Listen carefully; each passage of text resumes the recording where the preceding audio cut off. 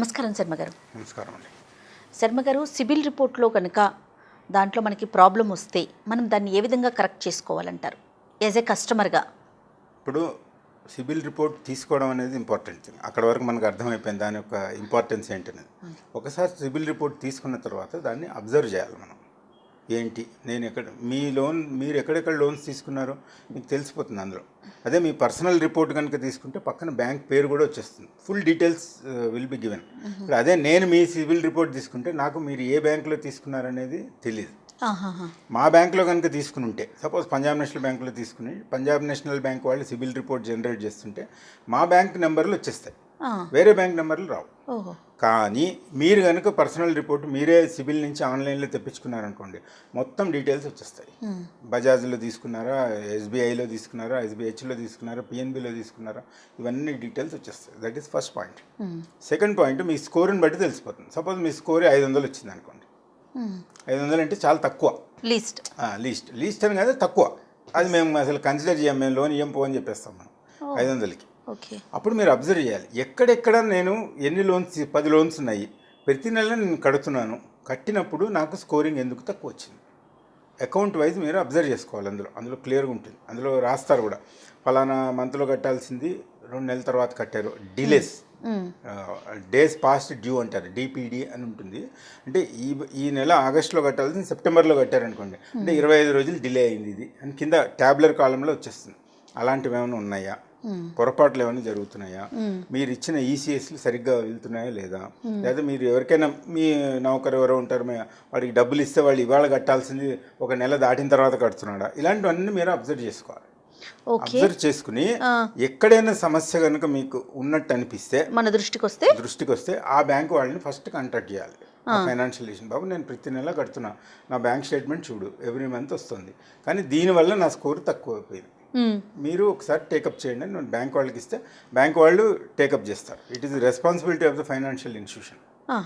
Okay, credit card ఇట్లాంటివి అంటే వాళ్ళు కొంచెం ఇదవుతుంది, మనం ఇండిపెండెంట్గా కూడా చేసుకోవచ్చు. But you have to approach the financial institution first. ఏ బ్యాంక్లో అయితే మనకి అకౌంట్లో ఇబ్బంది అని అనిపిస్తుందో, మనకి సవ్యంగా లేదని అనిపించిందో, ఆ బ్యాంక్ వాళ్ళ దగ్గరికి వెళ్ళి మనం you have to raise a dispute, రిటర్న్గా ఇచ్చారు. నేను ప్రతి నెల కడుతున్నా, నా స్టేట్మెంట్ చూడు, కానీ నాకు దీనివల్ల నాకు స్కోర్ తక్కువైంది, ఏమైంది చూడండి. ఇట్లాంటి టెక్నికల్ మిస్టేక్స్ అవ్వడానికి అవకాశాలు ఉంటాయి. అప్పుడు బ్యాంక్ వాళ్ళు ఏం చేస్తారంటే సిబిల్ తోటి డిస్ప్యూట్ రేజ్ చేస్తారు. మేమంతా ఎవ్రీ మంత్, ఎందుకంటే బ్యాంక్ వాళ్ళు డేటాని పట్టే సిబిల్ వాడు రిపోర్ట్ ఇస్తాడు. బ్యాంక్ వాళ్ళు ఆల్ ఫైనాన్షియల్ ఇన్స్టిట్యూషన్స్, ప్రైవేట్ కానీ వీళ్ళు కానీ పీరియాడికల్గా డేటాని అప్లోడ్ చేస్తుంటారు సిబిల్ వాళ్ళకి. దాన్ని బట్టే వీళ్ళు సిబిల్ రిపోర్ట్ ఇస్తారు. సో వీళ్ళు కరెక్షన్స్ ఏమైనా చిన్న చిన్న మిస్టేక్స్ ఉంటే దానికి ఒక ఫార్మాట్ అది ఉంటుంది. ఆ ఫార్మాట్ ప్రకారం బ్యాంక్ వాళ్ళు సిబిల్ వాళ్ళకి టేకప్ చేస్తే వితిన్ 30 days వాళ్ళు రెక్టిఫై చేసేస్తారు. అది ఒకటి. లేదు, ఆన్లైన్లో మీరు సిబిల్ తోటి కూడా డిస్ప్యూట్ రేజ్ చేయొచ్చు. ఆన్లైన్లో మీ డేటా అవన్నీ ఇచ్చేసి, నాకు ఇట్లా ఉంది, దానికి సంబంధించిన వాళ్ళు ఏదో డాక్యుమెంటేషన్ అడుగుతారు, అవన్నీ తీసుకుంటే మీరు దానికి వాళ్ళకి సిబిల్ వాళ్ళకి అప్లోడ్ చేస్తే కనుక వాళ్ళు కూడా కరెక్ట్ చేస్తారు. Okay, this is method. Okay, మన స్కోర్ తగ్గిన స్కోర్ని ఆ సిబిల్ ఏదైతే మన వైపు నుంచి ఎక్స్పెక్ట్ చేస్తుందో అవన్నీ మనం ఫుల్ఫిల్ చేస్తే స్కోర్ పెంచుకోవడానికి అవకాశం ఉంటుందా? ఆటోమేటిక్గా పెరుగుతుంది. ఎప్పుడైతే ఆ మిస్టేక్ రెక్టిఫై అయిపోయిందో స్కోర్ ఆటోమేటిక్గా పెరుగుతుంది. ఓకే, కానీ దానికి కొంచెం టైం తీసుకుంటుంది. వెంటనే ఇవాళ చేస్తే రేపు అయిపోవడం అలా ఉండదు.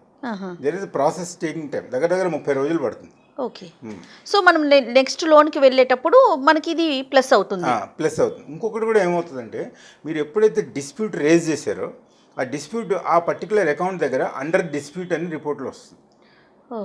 అంటే ఇప్పుడు మాలాంటి వాళ్ళకి బ్యాంకర్కి ఏమర్థం అవుతుంది, ఇందులో ఏదో కొంచెం ఇబ్బంది కలిగింది ఈ పర్టికులర్ పర్సన్కి, కస్టమర్కి, అతను వాళ్ళతోటి టేకప్ చేశాడు, ఇది సబ్జుడిస్ అంటే వాళ్ళు టేకప్ చేశారు, దాన్ని సరిదిద్దడానికి ప్రయత్నంలో ఉన్నారు అని మనకి అండర్ డిస్ప్యూట్ అని చూపిస్తుంది అనమాట.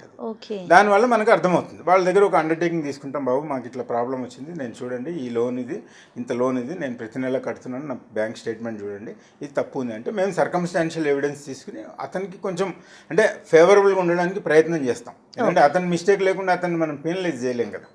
అందుకని అట్లా చేయడానికి అవకాశం ఉంటుంది. ఏదేమైనా కస్టమర్ మాత్రం అవేర్నెస్ ఉండాలి, కంపల్సరీగా చూసుకోవాల్సిందే. మరి క్రెడిట్ కార్డు తీసుకున్నారు అనుకుందాం, ఇప్పుడు ఇదంతే బ్యాంకులు కాబట్టి బ్యాంకుల దగ్గరికి వెళ్తారు, వాళ్ళ ప్రాబ్లం ఏదో చెప్తారు, ప్రాసెస్ నడుస్తుంది. క్రెడిట్ కార్డు ద్వారా ఇతనికి స్కోర్ తగ్గింది అనుకుందాం, అప్పుడు ఎలా అండి? ఇప్పుడు ఏ బ్యాంక్ అయితే క్రెడిట్ కార్డు ఐసిఐసిఐ వాడు ఇచ్చిండొచ్చు, హెచ్డిఎఫ్సి వాడు ఇచ్చిండొచ్చు, లేకపోతే ఎస్బీఐ ఇచ్చిండొచ్చు, ఆర్ పిఎన్బి ఇచ్చిండొచ్చు, వాళ్ళతో టేకప్ చేస్తాం. మళ్ళీ ఆ ఏజెన్సీ తోటి, ఆ బ్యాంక్ తోటి మనం టేకప్ చేస్తాం.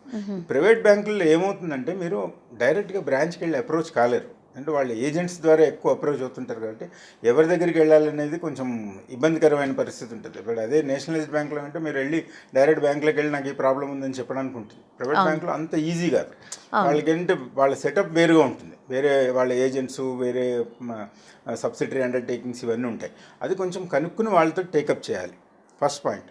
సెకండ్ పాయింట్ ఏంటంటే ఈ క్రెడిట్ మంత్రి అని ఇట్లాంటి కొన్ని ఏజెన్సీస్ వచ్చినాయి. మన క్రెడిట్ రిపోర్ట్ ఏమైనా ఇబ్బంది అవుతే దాన్ని సరిదిద్దడానికి వాళ్ళు కొంచెం ఫీజు ఛార్జ్ చేస్తారు. వాళ్ళకి ఆ ఫీజు ఇచ్చేస్తే వాళ్ళు దే విల్ టేకప్. అంటే వాళ్ళు ప్రొఫెషనల్స్ కాబట్టి ఎవరిని టేకప్ చేయాలి, ఎవరితో మాట్లాడాలి, ఏ విధంగా టేకప్ చేయాలి, ఇవన్నీ వాళ్ళకి తెలిసి ఉంటాయి కాబట్టి వాళ్ళ ద్వారా కూడా మనం చేయించుకోవడానికి అవకాశం ఉంది. ఏది ఏమైనా మీ క్రెడిట్ రిపోర్ట్ని మీరు జాగ్రత్తగా చూసుకోవాల్సినటువంటి అవసరం డెఫినెట్గా ఉంది. ఓకే, అంతే. సో ఏదైనా స్కోర్ తగ్గితే పెంచుకోవాల్సిన బాధ్యత కూడా మన మీదే పెరుగుతుంది. ఎందుకంటే మిస్టేక్స్ ఏమైనా ఉంటే సరి చేసుకుంటే పెరుగుతుంది. రెండోది ఏంటంటే ఓవర్ యూటిలైజేషన్ చేయకూడదు.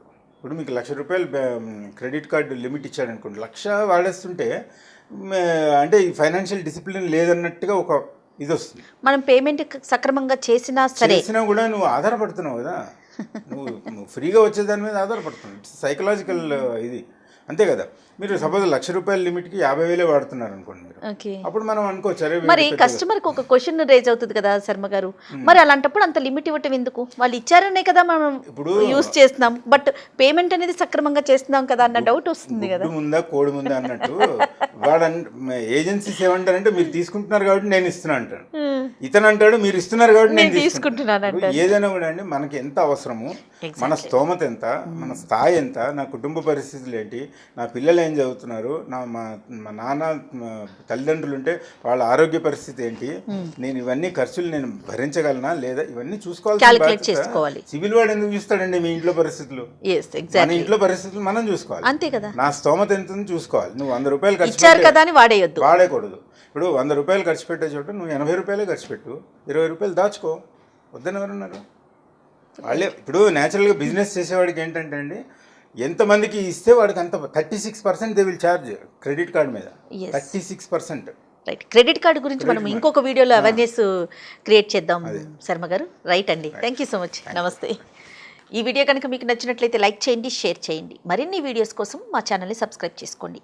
అలానే మా సుమన్ టీవీ వ్యూవర్స్ అందరికీ కూడా మీకు బ్యాంకింగ్ సెక్టార్కి సంబంధించి ఏ విధమైన డౌట్ ఉన్నా కూడా మా కామెంట్ బాక్స్లో మీ డౌట్ని రేస్ చేయండి.